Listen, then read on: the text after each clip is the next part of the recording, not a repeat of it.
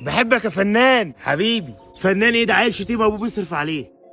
كفايه اشاعات عليا بقى.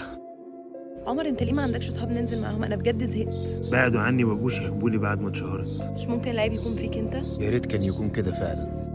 اخيرا حد من صحابي سأل عليا. اكيد انا فتحت مطعم، كنت عايزك تيجي تعمل لي دعايه. طبعا جاي عايز مصلحه. بس بقول لك ايه، ما بطيقش اتفرج عليك والشباب كلها هرياك سف في القهوه اليوم كله. الصبح بتصور وبالليل بتشتغل. مش ناقصاكي والله.